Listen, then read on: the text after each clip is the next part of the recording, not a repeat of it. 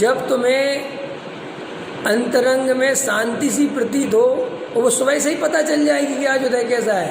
आप जिनेंद्र भगवान के सामने खड़े हो, आपको अंतरंग में देखो कि आज विशेष शांति सी लग रही है, जिनेंद्र भगवान की विशेष महिमा आ रही है, आज कुछ भक्ति ज़्यादा उमड़ रही है, आज कसायों में कुछ मंदता है, आज बहुत अंतरंग में ऐसा लग रहा है कि अपने स्वरूप में रम जाऊं।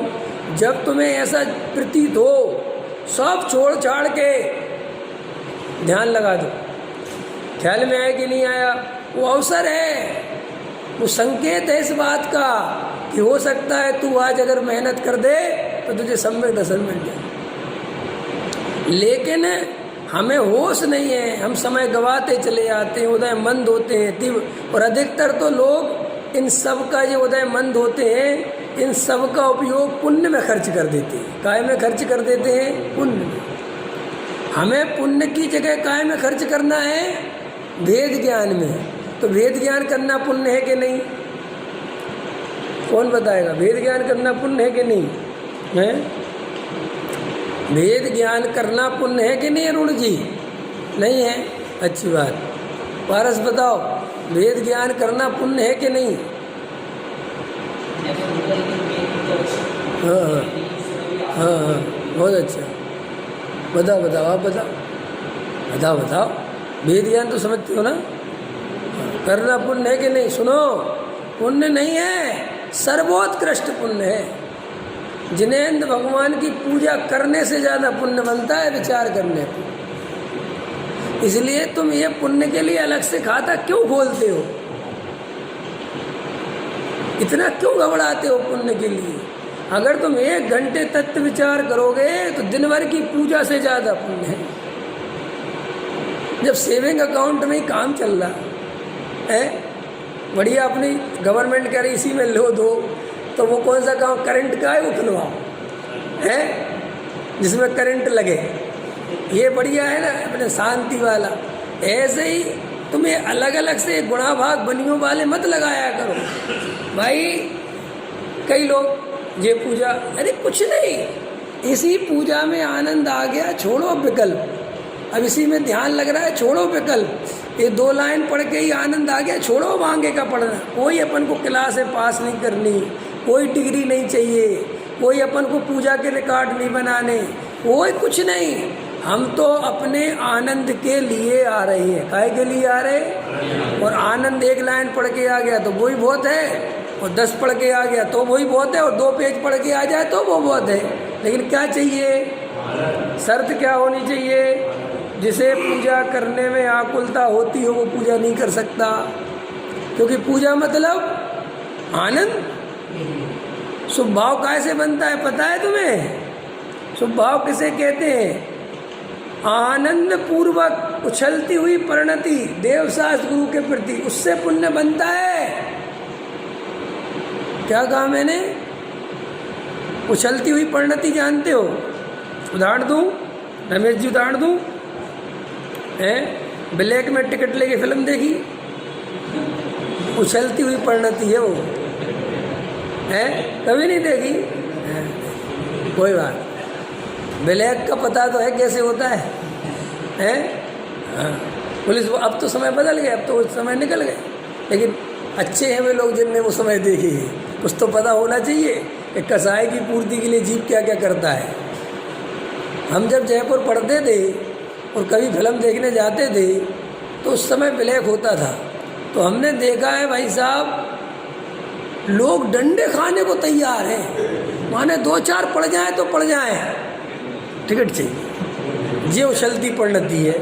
वो 50 रुपये की, उस समय 20 रुपये की, 30 रुपये की टिकट होती थी, 20 रुपये की टिकट वो ब्लैक में 100 रुपये की दे रहा है, और वे लोग कह रहे 100 का ले तू, लेकिन दे पैसे, ले पैसे दे। ऐसे देव साज उछलती हुई परिणति, ऐसे नहीं चलो यार पूजा भी करनी है, अरे अभी तो एक और पूजा रह गई। अरे भैया काहे को कर रहे तुम? किसने कहा तुमसे यहाँ हमारे भगवान को तुम्हारी पूजा की कोई ज़रूरत है? अब जेल ले बादाम खत्म हो गए, अब दोबारा कौन धोए? अरे बिल्कुल मत धो, इतनी थकी हुई परिणति से पूजा नहीं होती।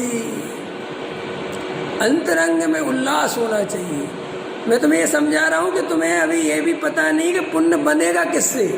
ये सबको लगता है पुण्य बन रहा होगा। भैया पुण्य के लिए परिणाम बढ़िया चाहिए, क्रिया बढ़िया नहीं। आप कहोगे साहब क्रिया कुछ भी करे, अरे भाई जब परिणाम बढ़िया करोगे तो क्रिया तो बढ़िया हो रही उसकी चिंता क्यों करते हो। लेकिन अगर क्रिया ही पे ध्यान रहेगा तो इसकी कोई गारंटी नहीं है कि परिणाम सही होंगे। ख्याल में आया कि नहीं आया? मैं मेन बातों पे वो नहीं कर रहा हूँ आपको, मुझे कोई अन्य प्रयोजन नहीं लेना, अननेसेसरी नहीं लेना। मैं सिर्फ आपके भले के लिए ये बात कह रहा हूँ कि अगर तुम्हें पुण्य भी अच्छा लगता है तो पहले पुण्य का गुणा भाग तो सीखो कि पुण्य बनता किससे। नहीं समझ में आया? तो तुमने 1 लाख रुपए का दान दिया और मान कसाई के लिए दिया, बताओ पुण्य बनेगा? अरे बोलो, 100% नहीं बनेगा। 1 लाख तो गए, 1 लाख भी गए, खून पसीने की कमाई भी गई और बदले में पुण्य भी नहीं बंधा। क्यों नहीं बंधा? क्योंकि तुमने नाम के लिए दिया था। तो भाई ईमानदारी से सोचो कि नाम के लिए दे रहे हो तो कम से कम भ्रम तो मत मानो कि पुण्य बंधा होगा। अंदर ईमानदारी से निर्णय रखो। कोई तुमसे कहे कि एक जिनेंद्र भगवान दानी दिखाई देते हैं और उसके बाद तुम, तो अभी तुम्हें अंदर में दिखना चाहिए कि कुछ नहीं है, मैंने सम्मान कसाई के लिए किया है। समझ, इतने ईमानदार बनो, उससे कोई बात। अरे मान कसाई के लिए भी दिया तो कोई बात नहीं, हमें क्या दिक्कत। देखो मान कसाई के बिना तुम दोगे नहीं, ये सारी दुनिया जानती है। इसलिए वो कहते तुम्हारे द्वारा क्या कराएंगे, कुछ विराजमान कराएंगे, मूर्त कराएंगे, जो भी है कराएंगे ना, पंपलेटों का अनावरण कराएंगे, है ना, ये सब कराएंगे। तो देने वाला भी जानता है और लेने वाला भी जानता है। लेने वाला ये जानता है कि इसको जब तक ये सब सबके सामने नहीं कराएंगे तो इसको आनंद नहीं आएगा। ठीक, तो वो कराता है और देने वाला भी देता उसी लिए। लेकिन दोनों भ्रम कितना रखते हैं। वो लेने वाला कहता है कि तुझे पुण्य बनेगा और वो देने वाला सोचता है मुझे पुण्य बनेगा। भैया भ्रम असली तो कम से कम तोड़ दो। ये तो रखो कि देखो भैया मुझे मान कसाई चाहिए थी, तुमने 1 लाख रुपया लिया, मैंने मान कसाई खरीदी और सम्मान पूरा हुआ। इतनी तो वो होनी चाहिए अपने अंदर एक्यूरेसी। क्या भाई बात ये है। तो अगर तुम्हें व्रत करने का परिणाम, पूजा करने का परिणाम, भक्ति करने, स्वाध्याय करने का परिणाम, मैं तो 1000 दफ़े सोचता हूँ, मैं प्रवचन अगर मान कसाई के लिए कर रहा हूँ तो मेरे को पुण्य कैसे बनेगा। भले ही कोई कहे पंडित जी 20 साल से भरी बरसात में, ख्याल में है कि नहीं है, रात और दिन स्वाध्याय के पीछे लगे रहते हैं, आज तक एक दिन बिना सभा में क्या कहते हैं एब्सेंट, और तुम मेरे बड़े बड़े कसीदे कस रहे हो, समझे ना। लेकिन अंतरंग में अगर मैं इसी के लिए ये सब कर रहा हूँ तो मुझे 20 साल में पुण्य बंधा होगा कि पाप। भले ही मैं भ्रम से जीता रहूँ कि पुण्य में तो इतने काम किए, जब वहाँ ऊपर की टिकट कटेगी ना, और जब तुम नरक के दरवाजे पर खड़े रहोगे तो तुम कहोगे द्वारपाल से कि यार भाई मैं तो नीचे बहुत स्वाध्याय करके आया हूँ, मुझे गलत स्टेशन पे ले आए। तो वो क्या कहेगा कि बेटा स्टेशन सही है, तुम्हारी धारणा गलत है, क्योंकि तुमने जिस अभिप्राय से काम किए हैं उसका फल स्वर्ग नहीं है। तुम्हें नीचे भ्रम बना रहा कि मैं मर के कहाँ जाऊँगा। बहुत से लोग ऐसे भ्रम पाले रहते हैं, अपन तो स्वर्ग। डॉक्टर साहब जब भरी सभा में कहते हैं कि मैं जैनियों की गारंटी लेता हूँ, एक भी सब रहे स्वर्ग जाएंगे, तो जैन ऐसे डॉक्टर साहब कहेंगे सर्वज्ञ हो और उन्होंने कह दिया तो तुम। लेकिन अपन को तो ऐसी बातें चाहिए ना, कोई स्वर्ग ही भेज दे बस, और ज़्यादा से ज़्यादा मोक्ष, चाहे हम काम सारे नरक के करेंगे, ऐसे नहीं चले। देखो भाई अभिप्राय का फल मिलेगा, काय का फल मिलेगा।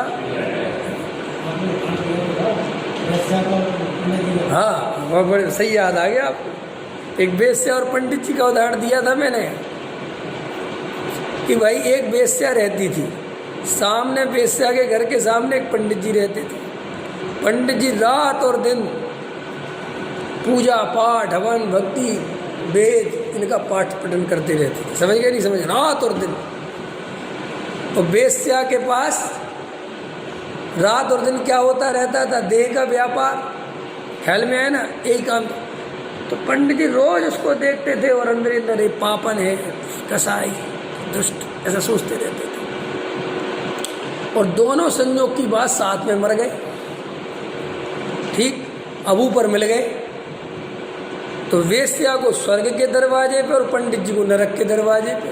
आजू बाजू दरवाजे थे, वहाँ से एंट्री थी नरक में जाने की, यहाँ से स्वर्ग में जाने की।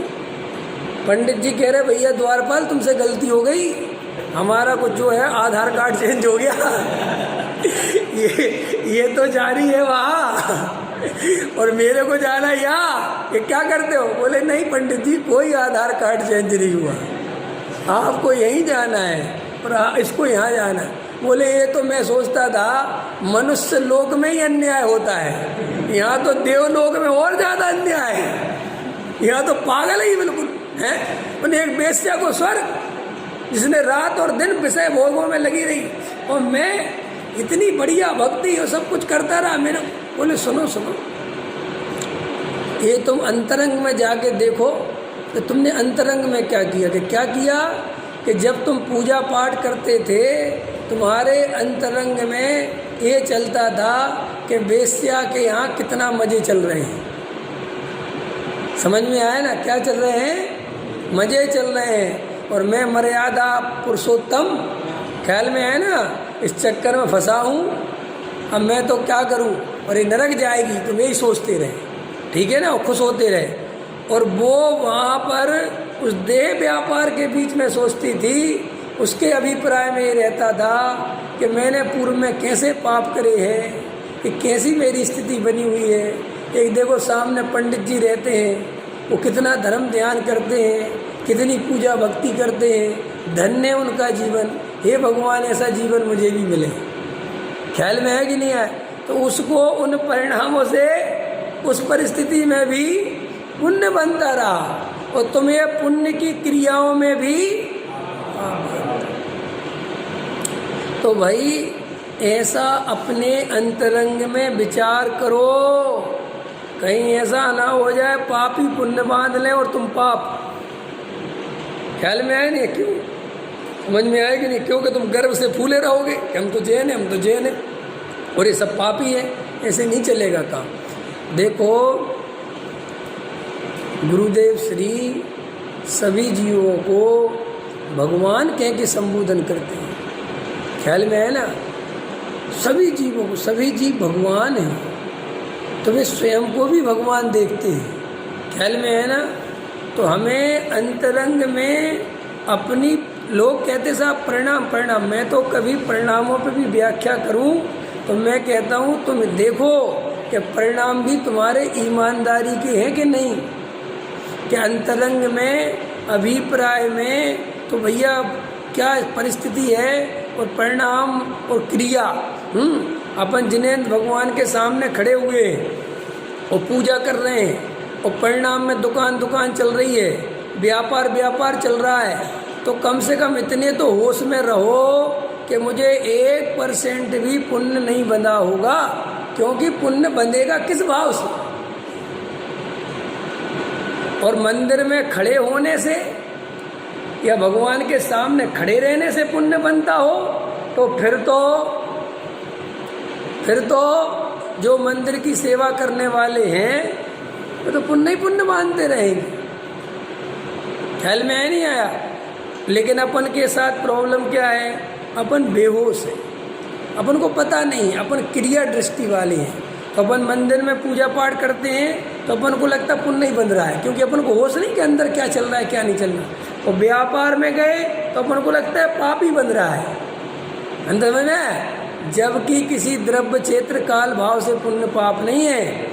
आपके अंतरंग में मूल में अभिप्राय और फिर परिणाम, ख्याल में है ना, उनसे ये पुण्य पाप है। और अगर तुम्हारा अभिप्राय ही खोटा है, मान कसाय की बुद्धि है, उपादेय बुद्धि है, मान के लिए सब करते हो, तो नियम से पाप बंधेगा, बिल्कुल नियम से बंधेगा। इसमें डरने की, और मैं खुलेआम कह रहा हूँ कि जितने भी प्रसंग बनते हैं, पंच कल्याण, सब जो भी कार्यक्रम होते हैं, इनमें खुलेआम मान पत्र बांटे जाते हैं ना, खुलेआम आपको प्रशंसा पत्र दिया जाता है, भरी सभा में आपको माला पहनाई जाती है, काय बात के लिए, और हम पहनते, हमें कहाँ कहते कि नहीं नहीं कोई इसका मतलब, ये तो अपना धर्म है और इसमें किसी की क्या सब्जी बराबर, हमें कोई छोटा बड़ा नहीं। लेकिन ये भ्रम जरूर बना के रखते हैं कि हम धर्म बहुत कर रहे हैं।